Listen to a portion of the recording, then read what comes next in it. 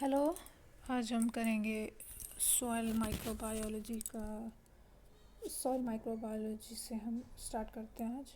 तो सबसे पहले है माइक्रो जो फर्स्ट माइक्रो ऑर्गेनिज्म है जो हम स्टडी करेंगे वो है आपके बैक्टीरिया। सो बैक्टीरिया जो है वो मोनेरा किंगडम में आते हैं। There is only one kingdom that is that deals with prokaryote organisms, and that is Monera. And Monera, we can divide Monera into Archaebacteria and Eubacteria. Eubacteria means true bacteria, and Archaebacteria, they are ancient bacteria, and they can tolerate very extreme conditions, very hot spring, hot water, salty water. So the word prokaryote is derived from the pre-nucleus, means in prokaryotes, nucleus is not covered by any membrane, neither is any organelles. And the chromosomal protein, prohistone, it is absent in bacterial DNA. So next is Robert Koch, is also known as father of microbial techniques, and he was a German physician.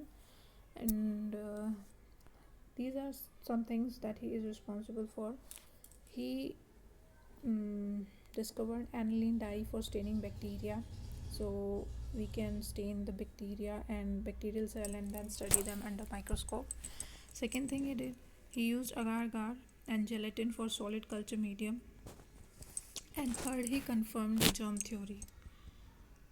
And he also discovered causal organism of anthrax and TB. Anthrax is caused by Bacillus anthracis, and Mycobacterium tuberculosis causes bacteria. And the germ theory, he gave some points, and those are known as Koch postulates. And one of the main thing that he said was that one microbe causes one disease, means एक बीमारी है तो उसका एक ही organism होगा, ऐसे नहीं कि एक ऑर्गेनिज्म बहुत सारी डिजीज़ कर देगा। एक जो इसने अगार सॉलिड कल्चर मीडियम के लिए जो कोच ने बताया था वो एक्चुअली फैनी हेसे थी, जिसने कि ये सजेस्ट किया था that rather than gelatin he could use agar. Then how to get protection against infections, or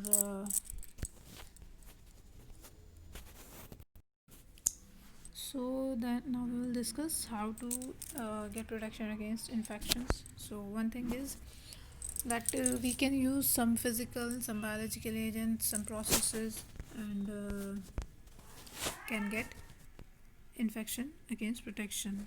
So these are some methods, and first method is obviously is moist heat, and moist heat is generated by autoclave. Autoclave is a double jacketed chamber, and this chamber is equipped with a device for generating saturated steam. Means ये एक इस तरह का chamber रहता है, steam chamber, जिसमें कि moist heat generate होती है। इसको हम एक पर्टिकुलर प्रेशर और टेम्परेचर पे मेंटेन कर सकते हैं, ठीक है। तो इसमें हम जो भी मटेरियल है हमारे उनको स्टेरलाइज कर सकते हैं।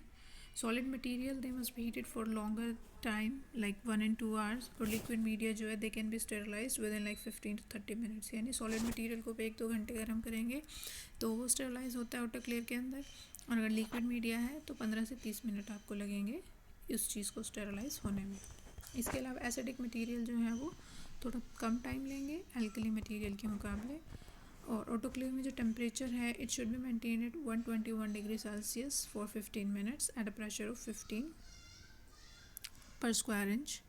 This is the sterilizing condition of autoclave.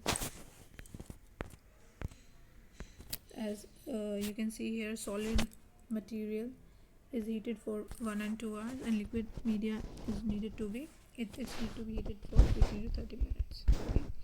And temperature should be maintained at 121 degrees Celsius for 15 minutes at 15 lb per square inch is the sterilizing condition of autoclave. Second method is dry heat, and for dry heat we can use hot air oven.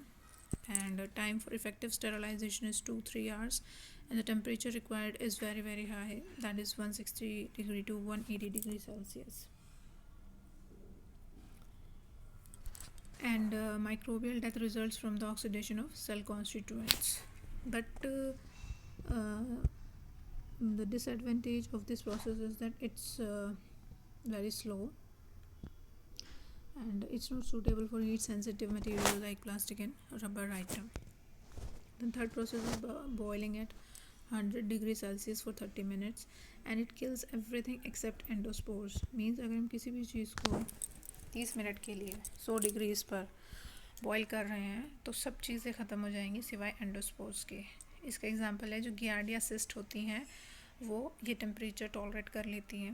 Okay, then next is और अगर हमें endospores ख़त्म करने हैं तो उसके लिए हमें क्या करना होगा कि बहुत ही लंबे समय तक जो है उसको बॉईल करना होगा मटेरियल को, और बार बार एक बार कूल करना पड़ेगा, and then intermittent boiling is required. Then fourth is pasteurization. Pasteurization is basically use of mild heat to reduce the number of microorganisms. MO here is microorganisms. And there are two methods. One is batch method, in which 62.8 degrees Celsius for 30 minutes is required, and flash method, which is also known as HTST, means high temperature short time 71.7 degree Celsius for 15 seconds.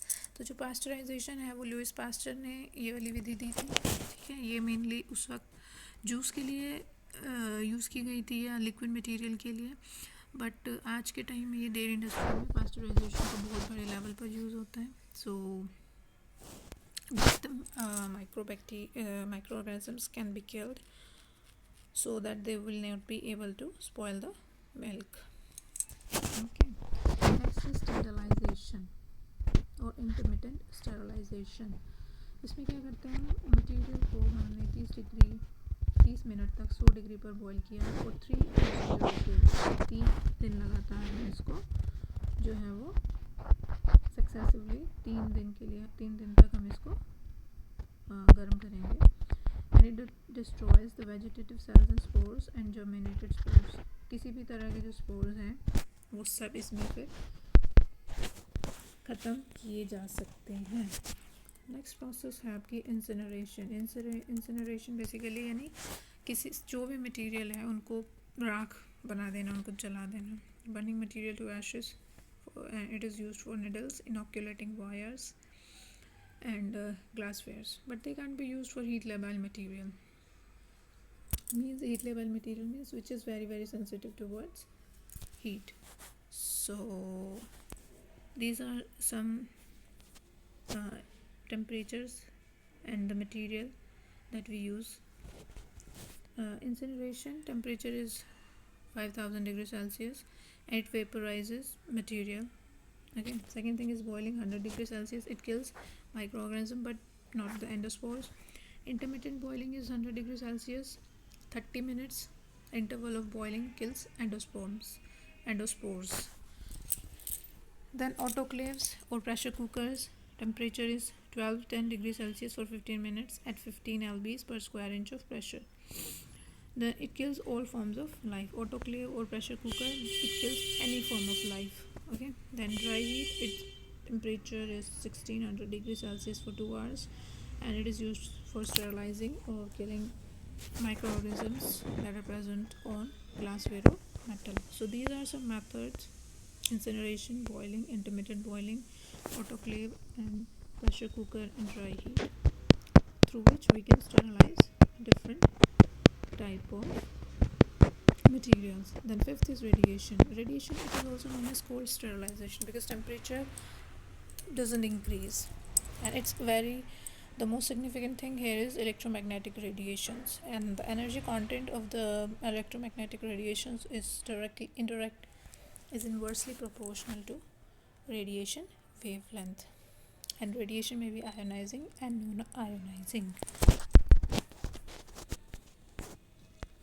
Ionizing radiations are gamma, X-ray, alpha, beta particles. They are ionizing and they are used for packed foods, and medical equipments are sterilized through ionizing radiations and non-ionizing radiations. UV rays at 265 nanometer is the most bactericidal. Absorption of UV radiation causes mutation, means thymine dimers are formed that leads to misleading genetic codes causing the death of microorganisms. These UV rays are used in laminar airflow chambers, labs, hospitals, industries, pharma industry specifically. Sterilization of air and water is done through UV. These UV are used in reverse RO systems that we use in our home. Then the next process through which we can do the sterilization is filtration. In this, used to sterilize heat sensitive materials or substance like enzyme solutions, bacterial toxin, biological media, cell extract, etc. Vacuum and pressure is required here.